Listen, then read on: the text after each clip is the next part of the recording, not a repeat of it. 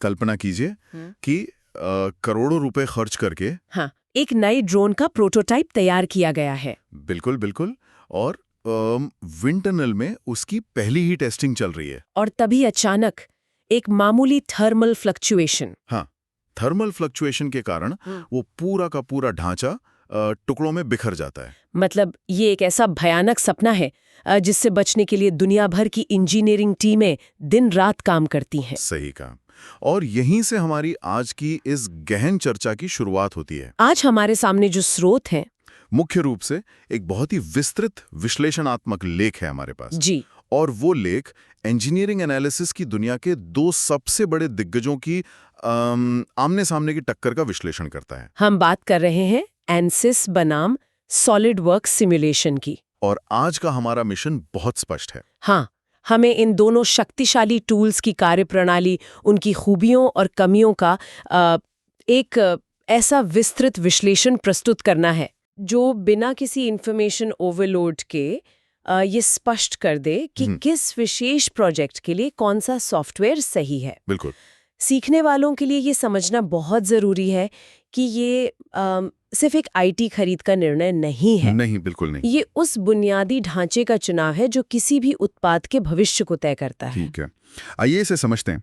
जब हम इंडस्ट्री में सिमुलेशन की बात करते हैं तो सबसे पहला नाम जो दिमाग में आता है वो है एनसिस। हाँ, इसे इंजीनियरिंग की दुनिया में शक्ति, सटीकता और मल्टी फिजिक्स क्षमता का अंतिम सत्य माना जाता है। अंतिम सत्य। हाँ, अंतिम सत्य शायद एक बहुत ही सटीक विवरण है। हाँ, अगर स्रोत में दिए गए तकनीकी विवरणों को ध्यान से देखा जाए तो एनसिस केवल एक टूल नहीं है, वो एक पूरा इकोसिस्टम है। एग्जैक्टली, ये अपने आप में एक पूरा इकोसिस्टम है।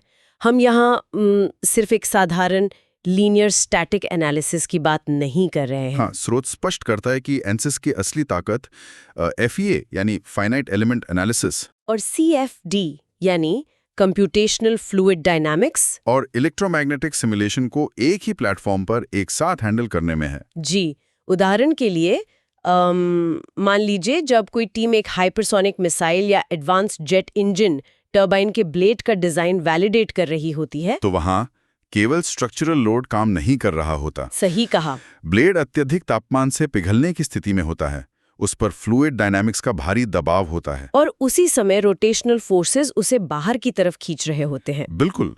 एनसिस इन सभी डोमेन्स को थर्मल, फ्लूइड और स्ट्रक्चरल को एक साथ कपल करके सिमुलेट करने की जो क्षमता देता है वो इसे इंडस्ट्री में अद्वितीय बनाती है। ये मल्टीफिजिक्स कपलिंग ही वो कारण है जिसकी वजह से एरोस्पेस और ऑटोमोटिव इंडस्ट्रीज इस पर इतना निर्भर करती हैं। हाँ, लेकिन इसके पीछे की जो गणितीय शक्ति है वो इसके एडवांस्ड सॉल्वर्स से आती है। स्रोत में इस बात पर काफी जोर दिया गया है कि एनसिस के सॉल्वर्स जटिल नॉन लीनियर मटेरियल्स और डायनामिक मैशिंग को किस तरह से प्रोसेस करते हैं। बिल्कुल। जब किसी क्रैश टेस्ट का सिमुलेशन हो रहा हो, जहां धातु मुड़ रही है, टूट रही है और उसके भौतिक गुण हर मिलीसेकंड बदल रहे हैं, तो वहां साधारण एल्गोरिदम काम नहीं आते। एएनसिस के एक्सप्लिसिट डायनामिक सॉल्वर्स लाखों इटरेशंस को बिना क्रैश हुए प्रोसेस कर सकते हैं। ये जो स्केलेबिलिटी है, जहां एक मॉडल में करोड़ों नोड्स और एलिमेंट्स हो सकते हैं, वो हाई परफॉर्मेंस कंप्यूटिंग क्लस्टर्स पर बहुत ही शानदार तरीके से काम करती है। और यहीं पर स्रोत एक और बहुत ही दिलचस्प तकनीकी पहलू की ओर इशारा करता है, कस्टमाइजेशन। हाँ, जो टीमें इन डीप लेवल सिमुलेशंस पर काम करती हैं वे अक्सर out of the box features से संतुष्ट नहीं होती। बिल्कुल नहीं होती, उन्हें और कंट्रोल चाहिए होता है। एग्जैक्टली। एएनसिस पाइथन स्क्रिप्टिंग और APDL के जरिए, APDL यानी एनसिस पैरामेट्रिक डिजाइन लैंग्वेज, जी, उसके जरिए यूजर्स को अपने खुद के मैक्रोज बनाने की जो आज़ादी देता है वो रिसर्च और डेवलपमेंट के लिए गेम चेंजर है। मतलब अगर किसी इंजीनियर को एक विशेष प्रकार के कंपोजिट मटेरियल के फेलियर क्राइटेरिया को टेस्ट करना है, जो शायद स्टैंडर्ड लाइब्रेरी में है ही नहीं, हाँ, तो वो अपनी खुद की गणितीय स्क्रिप्ट लिखकर उसे सॉल्वर के साथ इंटीग्रेट कर सकता है। ये फ्लेक्सिबिलिटी साधारण सॉफ्टवेयर में देखने को नहीं मिलती है। ऊर्जा क्षेत्र में, विशेषकर न्यूक्लियर रिएक्टर डिजाइन या विंड टर्बाइन एनालिसिस में, ये कस्टमाइजेशन ही वो चीज है जो डिजाइन्स को वास्तविकता के सबसे करीब ले जाती है। सही कहा, लेकिन इस असीमित शक्ति की एक बहुत बड़ी कीमत भी चुकानी पड़ती है। और मैं यहाँ सिर्फ इसके भारी भरकम लाइसेंस फीस की बात नहीं कर रहा हूँ। हाँ, स्रोत इस बात को छुपाता नहीं है कि ANSYS का स्टीप लर्निंग कर्व इंडस्ट्री की सबसे बड़ी चुनौतियों में से एक है। इसका यूजर इंटरफेस कोई ऐसी चीज नहीं है जिसे एक जूनियर डिजाइनर एक हफ्ते में सीख ले। इसके लिए अक्सर सिम्युलेशन में विशेषज्ञता रखने वाले PhD होल्डर्स या वर्षों के अनुभव वाले एनालिस्ट की आवश्यकता होती है। यह कुछ ऐसा है जैसे किसी नए ट्रेनी को सीधे एक फॉर्मूला 1 रेसिंग कार के कॉकपिट में बैठा देना। बहुत ही सटीक उदाहरण है। हाँ, मतलब अगर उसे नहीं पता कि एरोडायनामिक डाउनफोर्स को कैसे हैंडल करना है तो वो कार क्रैश ही होगी। बिल्कुल। इतनी जटिलता के कारण क्या ये हर इंजीनियरिंग टीम के लिए एक अव्यावहारिक विकल्प नहीं बन जाता? ये अव्यावहारिक तब बनता है जब इसका उपयोग गलत जगह किया जाए। हाँ, ये बात भी है। और यही कारण है कि स्रोत हमारी चर्चा को एक बिल्कुल अलग दिशा में ले जाता है। हर कंपनी टरबाइन ब्लेड्स या स्पेस शटल नहीं बना रही है। दुनिया भर में लाखों engineering teams consumer products, industrial machinery और मेडिकल डिवाइसेस डिजाइन कर रही हैं। जी। और इन टीमों को उस असीमित गहराई की आवश्यकता नहीं होती। उन्हें गति चाहिए, निरंतरता और डिजाइन के साथ सीधे जुड़ाव की आवश्यकता होती है। और यहीं पर सॉलिडवर्क्स सिमुलेशन अपनी एक अलग पहचान बनाता है। तो ये कहा जा सकता है कि जहां ANSYS एक पूरी लैब है, वहीं सॉलिडवर्क्स सिमुलेशन डिजाइनर के डेस्क पर रखा हुआ एक बेहद स्मार्ट टूलकिट है। बिल्कुल। स्रोत के अनुसार ये विशेष रूप से उन प्रोडक्ट डिजाइनर्स और मैकेनिकल इंजीनियर्स के लिए बनाया गया है जिन्हें अपने डिजाइन आइडियाज को तुरंत वैलिडेट करना होता है, और बिना किसी अलग सॉफ्टवेयर में गए। यहाँ जो बात सबसे आकर्षक है वो है इसका पूरी तरह से नेटिव इंटीग्रेशन। नेटिव इंटीग्रेशन मतलब उसी कैड वातावरण के भीतर रहना। जी, ये कोई स्टैंड अलोन सिमुलेशन पैकेज नहीं है जहां ज्योमेट्री को पहले IGES या स्टेप फॉर्मेट में एक्सपोर्ट करना पड़े, फिर उसे सिमुलेशन टूल में इंपोर्ट करके मेशिंग की माथापच्ची करनी पड़े। बिल्कुल नहीं। सॉलिडवर्क्स सिमुलेशन उसी कैड वातावरण के भीतर रहता है। सोचिए कि एक इंजीनियर एक सस्पेंशन आर्म डिजाइन कर रहा है, वो उसी विंडो में रहकर उस आर्म पर स्ट्रेस एनालिसिस रन करता है। और अगर उसे लगता है कि किसी हिस्से में स्ट्रेस कॉन्सेंट्रेशन बहुत ज्यादा है, तो वो तुरंत कैड मॉडल में जाकर उस हिस्से के फिलेट रेडियस को बढ़ा देता है। सिमुलेशन ट्री अपने आप अपडेट हो जाता है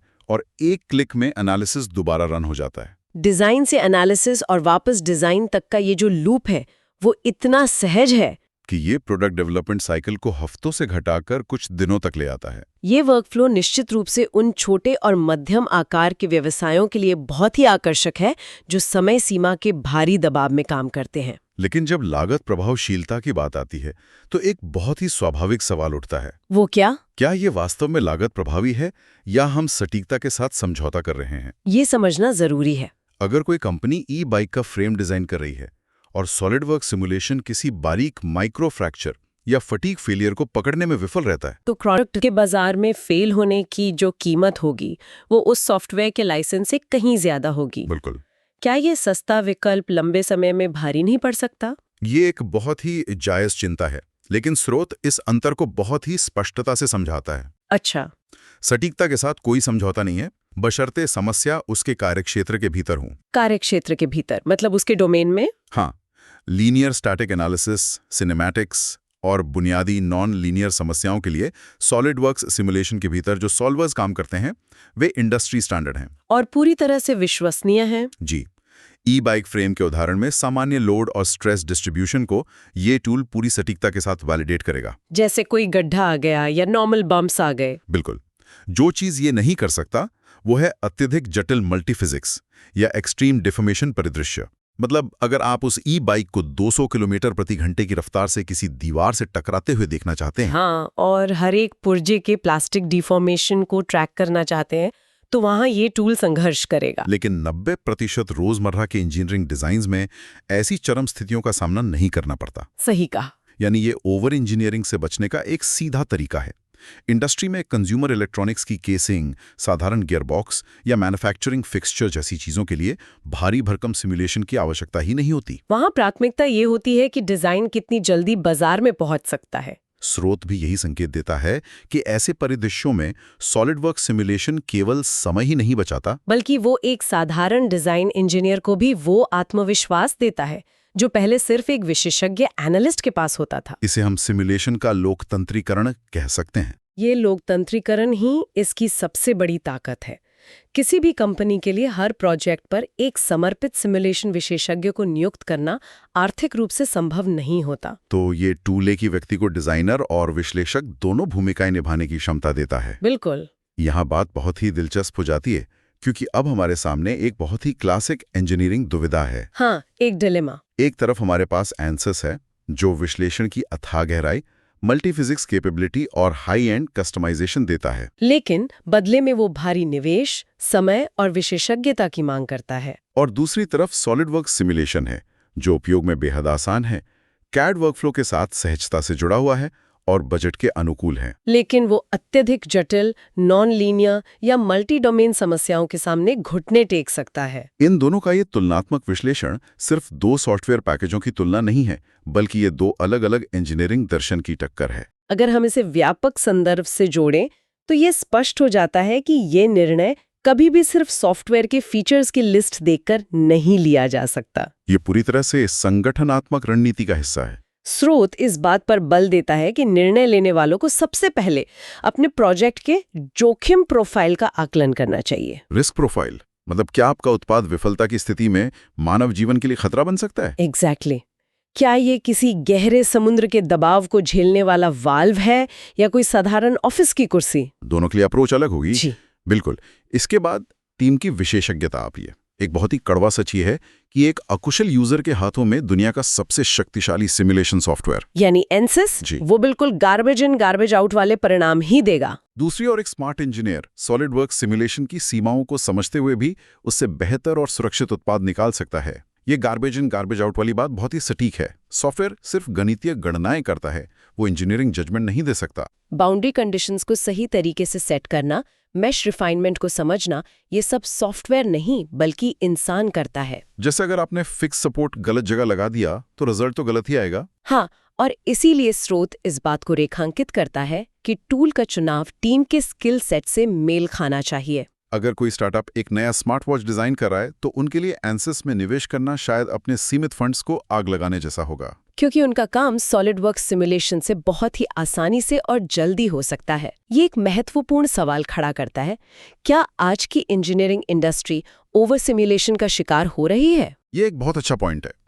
कई बार टीमें केवल इसलिए सबसे महंगा और जटिल सॉफ्टवेयर चुन लेती हैं क्योंकि उन्हें लगता है कि अधिक जटिलता का मतलब अधिक सुरक्षा है, जबकि हकीकत में वो केवल उन फीचर्स के लिए भुगतान कर रहे होते हैं जिनका वे कभी उपयोग ही नहीं करेंगे।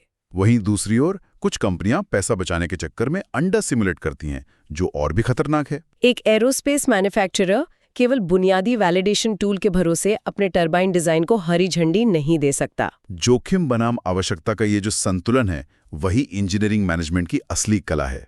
जोखिम बनाम आवश्यकता, यही पूरे स्रोत का मुख्य सार प्रतीत होता है। किसी भी प्रोजेक्ट के लिए सर्वश्रेष्ठ टूल जैसी कोई चीज नहीं होती, केवल सबसे उपयुक्त टूल होता है। और ये उपयुक्तता इस बात से तय होती है कि आपको कितनी सटीकता चाहिए, आपके पास कितना समय है और आपकी टीम की तकनीकी क्षमता क्या है। और ये भी याद रखना चाहिए कि ये कोई पत्थर की लकीर नहीं है। कई बड़ी कंपनियां एक हाइब्रिड अप्रोच अपनाती हैं। Hybrid approach? हाँ, वे अपने रोजमर्रा के डिजाइन इटरेशंस और शुरुआती वैलिडेशंस के लिए सॉलिडवर्क्स सिमुलेशन का उपयोग करती हैं, ताकि डिजाइनर्स बिना किसी रुकावट के तेजी से काम कर सके। और जब वो डिजाइन पूरी तरह से फाइनल हो जाता है, तब उस अंतिम मॉडल को कठोर प्रमाणीकरण और डीप एनालिसिस के लिए एंसिस में भेजा जाता है, सर्टिफिकेशन के लिए। इस तरह से वे दोनों टूल्स की खूबियों का अधिकतम लाभ उठाते हैं। तो इस सब का क्या मतलब है? इस पूरी गहन चर्चा को अगर समेटा जाए तो स्रोत हमें ये सिखाता है कि एंसिस और सॉलिडवर्क्स सिमुलेशन प्रतियोगी होने से कहीं ज्यादा एक दूसरे के पूरक हो सकते हैं, यदि उनका रणनीतिक उपयोग किया जाए। एंसिस उन जगहों के लिए है जहां भौतिकी की सीमाएं लांघनी हो, जहां फेलियर के मार्जिन्स मिलीमीटर और माइक्रोसेकंड्स में गिने जाते हों। वहीं सॉलिडवर्क्स सिमुलेशन उन जगहों के लिए है जहां गति, सरलता और डिजाइन के साथ एकीकरण ही सफलता की कुंजी है। ये बिल्कुल ऐसा है जैसे एक सर्जन के पास एक अत्यंत सटीक लेजर स्कैल्पेल भी होता है और एक साधारण सर्जिकल चाकू भी।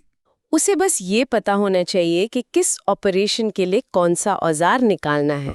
और इन मौजूदा टूल्स की क्षमताओं को देखते हुए एक बहुत ही दिलचस्प विचार मन में आता है, जो शायद इन विश्लेषणात्मक स्रोतों में सीधे तौर पर नहीं लिखा है, लेकिन जो सिमुलेशन के भविष्य की ओर एक बड़ा इशारा करता है।